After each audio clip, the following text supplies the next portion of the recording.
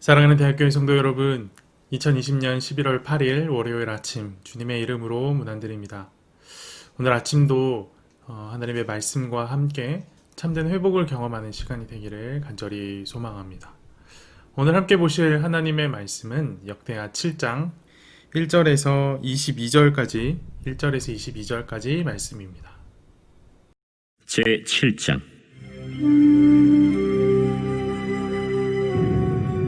솔로몬이 기도를 마침에 불이 하늘에서부터 내려와서 그 번제물과 제물들을 사르고 여호와의 영광이 그 성전에 가득하니 여호와의 영광이 여호와의 전에 가득하므로 제사장들이 여호와의 전으로 능히 들어가지 못하였고 이스라엘 모든 자손은 불이 내리는 것과 여호와의 영광이 성전 위에 있는 것을 보고 돌을 깐 땅에 엎드려 경배하며 여호와께 감사하여 이르되 선하시도다.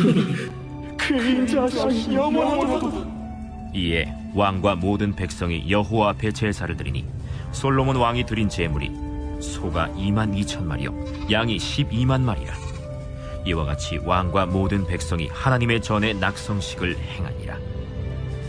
그때 제사장들은 직분대로 모셔서고 레위 사람도 여호와의 악기를 가지고 섰으니 이 악기는 전에 다윗 왕이 레위 사람들에게 여호와께 감사하게 하려고 만들어서 여호와의 인자하심이 영원함을 찬송하게 하던 것이라. 제사장들은 무리 앞에서 나팔을 불고 온 이스라엘은 서 있더라. 솔로몬이 또 여호와의 전 앞들 가운데를 거룩하게 하고 거기서 번제물과 화목제의 기름을 드렸으니 이는 솔로몬이 지은 놋제단이 능히 그 번제물과 소제물과 기름을 용납할 수 없음이더라. 그때 솔로몬이 7일 동안 절기를 지켰는데 하맛 어귀에서부터 애굽강까지의 온 이스라엘의 심히 큰 회중이 모여 그와 함께 하였더니 8째 날에 무리가 한 성회를 여니라. 제단의 낙성식을 7일 동안 행한 후 이 절기를 7일 동안 지키니라. 7째 달 제23일에 왕이 백성을 그들의 장막으로 돌려보내매 백성이 여호와께서 다윗과 솔로몬과 그의 백성 이스라엘에게 베푸신 은혜로 말미암아 기뻐하며 마음에 즐거워하였더라.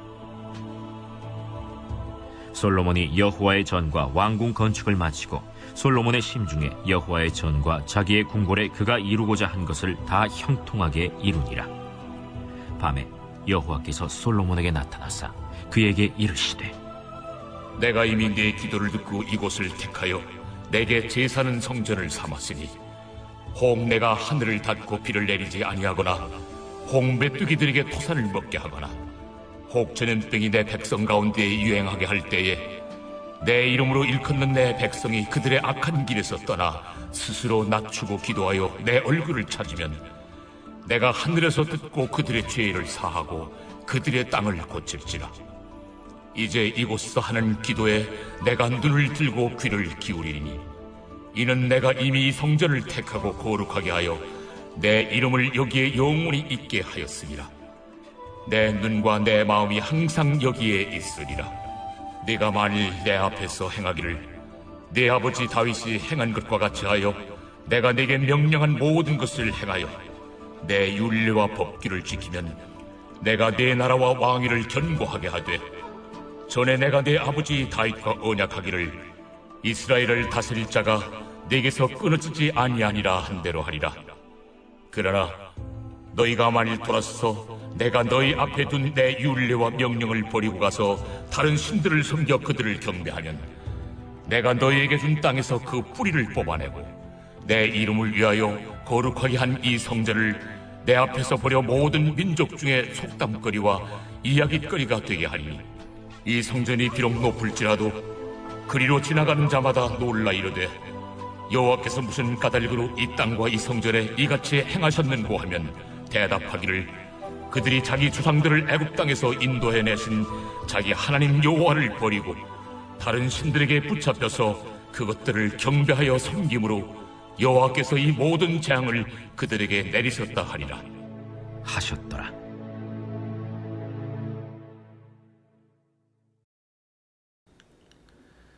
솔로몬의 기도에 하나님은 불로 응답하십니다.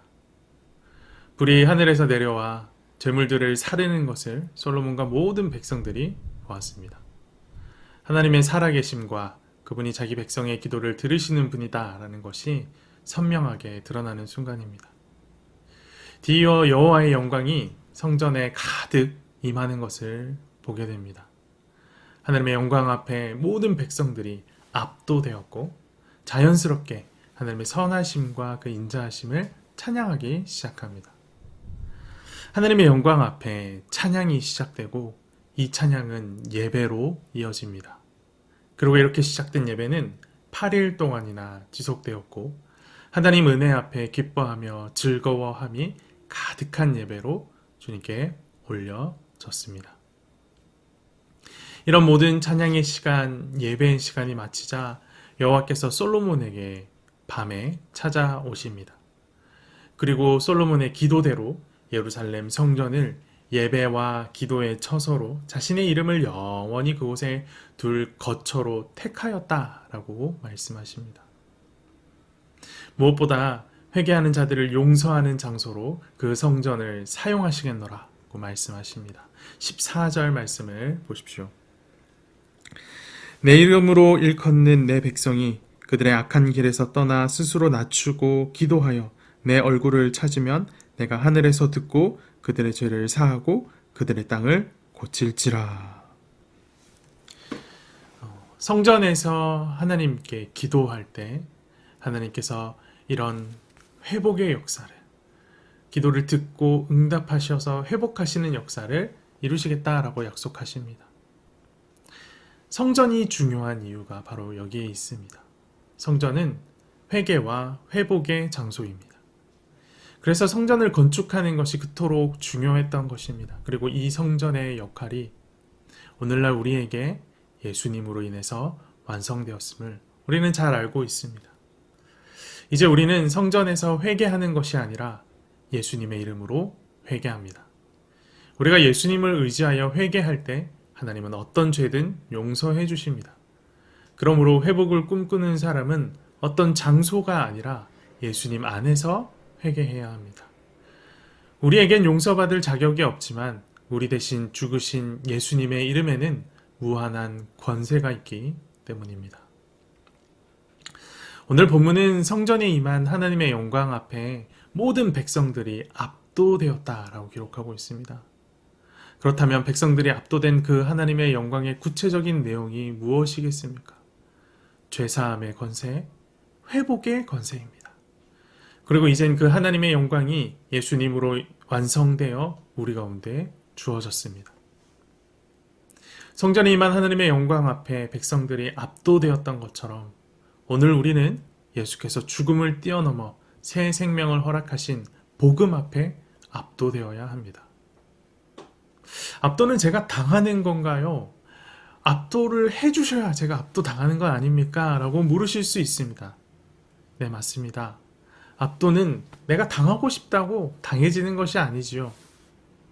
하지만 죄를 사하시는 놀라운 권세 앞에 나를 내어놓지 않으면 그 압도적인 영광을 우리는 경험할 수 없습니다.